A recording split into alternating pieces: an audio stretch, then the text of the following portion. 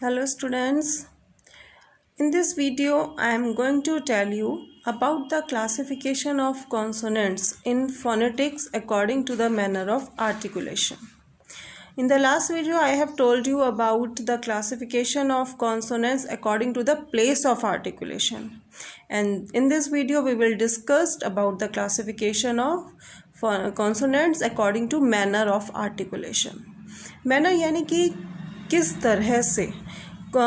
तरह से क्लासिफिकेशन किया गया है कॉन्सोनेंट साउंड्स का, जिसमें कि कुछ कॉन्सोनेंट साउंड्स को जो कि सेम मैनर से बोले जाते हैं उनको अलग अलग क्लासिफाइड किया गया है और उनको कुछ डिफरेंट नेम दिए गए हैं. Look at the PPT. First of all, what is the manner of articulation? The manner of articulation is the way the air stream is affected as it flows from the lungs and out of the mouth and nose. कि क्या manner मतलब function कि articulation के क्या क्या functions होते हैं, जो डिफरेंट ऑर्गन्स हैं उनके वे किस तरह से फंक्शन करते हैं और क्या फंक्शन करते हैं, और एयर स्ट्रीम जिसके थ्रू हम किसी भी कॉन्सोनेंट को प्रोनाउंस करते हैं तो वो एयर स्ट्रीम जो है वो किस तरह से अफेक्ट होती है और किस तरह से लंग्स से निकलती हुई और माउथ और नोज़ के थ्रू जाकर वो अफेक्ट करती है डिफरेंट साउंड्स को. Manner of articulation. These are some classifications according to manner of articulation. Number 1 stop और plosives, then fricatives, number 3 affricates, nasal, flap और ट्रिल, लेटरल, फ्रिक्शनलेस, कॉन्टिनेंट और सेमी वॉवल. यानी stop और plosives यानी वे कौन कौन से फोनेटिक साउंड्स हैं, वे कौन कौन से कॉन्सोनेंट्स हैं जो कि हमारे स्टॉप और प्लोजिव्स कहलाते हैं. इसी तरह से कुछ साउंड्स हैं जो फ्रिकेटिव्स कहलाते हैं, कुछ एफ्रिकेट्स, कुछ नेजल, कुछ फ्लैप और ट्रिल, कुछ लेटरल और कुछ frictionless, continuant. Now first is stop और प्लोजिव्स. स्टॉप प्लोजिव्स से क्यों कहा गया है? It is produce by completely stopping the air passage and then releasing it. Plosives में क्या होता है कि जितने भी साउंड्स हैं उसमें सबसे पहले हम स्टॉप करते हैं, क्लोज करते हैं, कम्प्लीटली क्लोज करते हैं एयर को माउथ में, और उसके बाद जो है एक एक्सप्लोजन के साथ हम कुछ साउंड्स हमारी जो है बाहर की ओर हमारी रिलीज़ होती हैं या हमारी एयर बाहर की ओर आती है, जिससे कि कुछ साउंड्स प्रोड्यूस होती हैं. इसलिए इन्हें कहते हैं स्टॉप या plosives. Articulators. Completely closure air stream can not escape through the mouth. Complete, सबसे पहले हम एयर को अपने माउथ में कंप्लीटली क्लोज करते हैं और उसके बाद कुछ साउंड्स हमारी प्रोड्यूस होती हैं. एज फॉर एग्जाम्पल प, ब, ट, ड, क, ग. दीज आर सम स्टॉप और प्लोजिव्स. इसमें क्या होता है, जैसे कि हमने प बोला तो प में क्या होता है, पहले हम लिप्स के थ्रू पूरा एयर क्लोज करते हैं अपने माउथ में. सबसे पहले हम कुछ सेकंड्स के लिए अपनी पूरी एयर को क्लोज करते हैं और उसके बाद एक एक्सप्लोजन के साथ हमारी ये प साउंड क्रिएट होती है. लाइक ब में भी सेम होता है. क में हम टंग के थ्रू पहले एयर को क्लोज करते हैं. ये केवल कुछ सेकंड्स के काम होते हैं, हम इन्हें बहुत ज़्यादा देर तक नहीं करते, लेकिन कुछ सेकंड्स के लिए ऐसा ही होता है.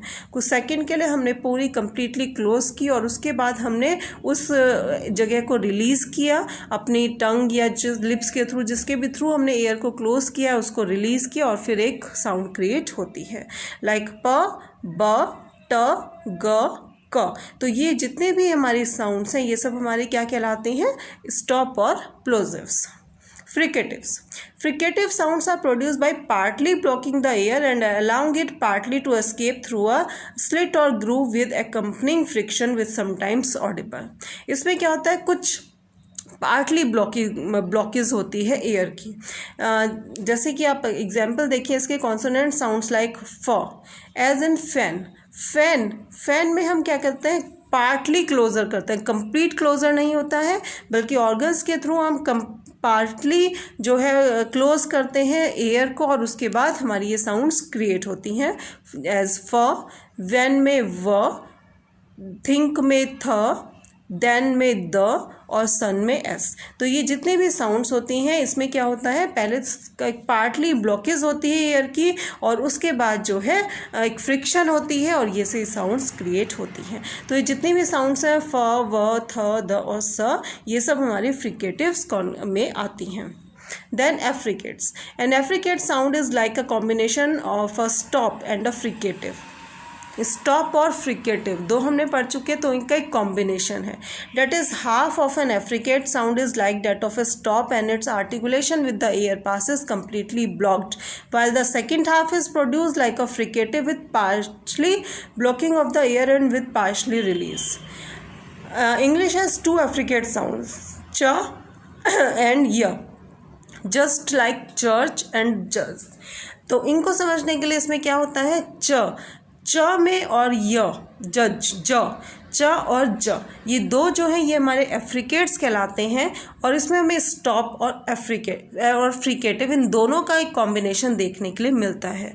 च में सबसे पहले हम क्या करते हैं, इसमें बहुत थोड़ा सा हमारा कंप्लीट क्लोज भी होता है और उसके बाद सेकंड हाफ में जो है क्या होता है, हमारी ब्लॉकिंग होती है एयर की और फिर उसको पार्शली हम रिलीज़ करते हैं। सिंपली हम इसमें एक्सप्लोजन ना करके उसको धीरे धीरे फ्रिक्शन के थ्रू हमारी एयर निकलती है। ज में भी हम पहले कंप्लीटली क्लोज करते हैं और उसके बाद हमारी जो साउंड होती है वो एक्सप्लोजन। स्टॉप में क्या होता है, हम एकदम से हमारी रिलीज़ होती है एयर बाहर, लेकिन इसमें हमारी एक्सप्लोजन की तरह से रिलीज़ नहीं होती है बल्कि फ्रिकेटिव्स की तरह से धीरे धीरे फ्रिक्शन होता है। तो च और ज ये दो ऐसे वर्ड्स हैं, दो ऐसे साउंड हैं जो कि हमारे स्टॉप और फ्रिकेटिव दोनों का कॉम्बिनेशन होता है और इन दोनों का कॉम्बिनेशन हमारा कहलाता है affricates. Nasal sounds are produce by releasing the air through the nose, जिसमें हमारी थोड़ी सी साउंड जो है वो हमारी नोज़ के थ्रू निकलती है, जो एयर है वो हमारी नोज़ के थ्रू निकलती है और इसमें हमारे दो आते हैं म और न। तो दीज आर नेजल कॉन्सोनेंट्स और इसमें जो एयर है वो हमारी नोज़ के थ्रू हमें क्योंकि यदि आप देखिए अगर आप नोज़ को क्लोज करके बोलेंगे तो आप म और न को उतना प्रॉपर्ली नहीं बोल पाएंगे। देखिए मैं आपको करके दिखाती हूँ, म न, इससे हमें समझ में आ रहा है कि हमारी एयर इसमें नोज़ के थ्रू निकलती है और हम इसी के थ्रू जो है ये साउंड क्लियरली बोल पाते हैं। बाकी साउंड्स को हम बोल सकते हैं अपनी नोज़ क्लोज करके भी। देखिए जैसे मैं अभी आपको स्टॉप बोल के दिखाती हूँ, स्टॉप में जो हमारे एग्जाम्पल थे प, ब, क, सिंपली हम बोल रहे हैं, लेकिन म और न के लिए हमें नोज़ को खुला रखना पड़ेगा क्योंकि जो हमारी एयर है वो नोज़ के थ्रू आती है, अदरवाइज हमारे ये जो वर्ड्स हैं, ये जो साउंड्स हैं वो क्लियर नहीं होंगे। Flap or trill. When the tip of an active speech organ, that is tongue, is uvula is tapped once against a surface within the mouth, a flap sound is produced. For instance, the r sound, as in run, rain. जो r sound होती है वो हमारी flap में आती है क्योंकि इसमें हम क्या करते हैं, टिप, र। अगर हम देखें इसको, आप अगर इसको महसूस कीजिए, इसको बोल कर देखिए, तो जो टिप होती है टंग की वो हम एक टैप करते हैं उसको ऊपर के साइड, कहीं ना कहीं मतलब हमारे सरफेस से जो है हमारे माउथ में सरफेस से ये टकराती है। रेन, र। तो ये जो र है ये हमारा किस में आता है, फ्लैप में आता है। Lateral. A lateral consonant is produced when the air escapes from one or both sides of an articulator, i.e. the tongue. English ल as in long is a lateral consonant. Lateral में हमारा केवल एक ही phonetic symbol आता है, that is ल। अब आप ल को यदि बोल कर देखिए तो इसमें क्या होता है कि जो ल है उसमें हम थोड़ा सा पहले एयर को क्लोज करते हैं और जो फिर हमारी जो एयर निकलती है वो हमारी टंग के दोनों साइड से निकलती है। बोलने की कोशिश कीजिए आप, ल। तो दोनों साइड से हमारी जो है टंग के दोनों साइड से, बोथ साइड से हमारी एयर एस्केप होती है। तो इसमें जो है हम क्या करते हैं, इसमें हमारा लिटरल कॉन्सोनेंट में हमारा एग्जाम्पल बनता है ल। frictionless consonant. Some consonants are produced without blocking the air completely or partially. They are like vowels. Vowels क्या होते हैं? Vowels होते हैं कि जब हमारी vowel sound में क्या होता है, हम एयर एस्केप नहीं करते, एयर को क्लोज नहीं करते हैं, एयर हमारी बाहर की ओर निकलती है। तो ये दो इस तरह के कॉन्सोनेंट्स हैं जो कि हम काफ़ी कुछ वॉवल से मिलते जुलते हैं, लेकिन सेमी वॉवल्स हम इन्हें इसलिए कहते हैं क्योंकि ये वॉवल्स नहीं है, लेकिन वॉवल्स की तरह से ही हम इसमें एयर जो है वो बाहर की तरफ ज़्यादा छोड़ते हैं, इसलिए कि हमारे सेमी वॉवल्स कहलाते हैं या फ्रिक्शनलेस कॉन्टिनेंट इन्हें कहा जाता है, जिसमें हमारा व आता है और य एज इन यस और यू, केवल बहुत हल्का सा पार्शली इसमें हमारी एयर ब्लॉकेज होती है, बाकी हम इसमें एयर को बाहर की ओर छोड़ते हैं एज एन वॉवल साउंड। तो इसलिए इन्हें हम कहते हैं सेमी वॉवल्स या they are also known as frictionless continuants. तो ये थे आपकी manner of articulation of phonetics of consonants in phonetics.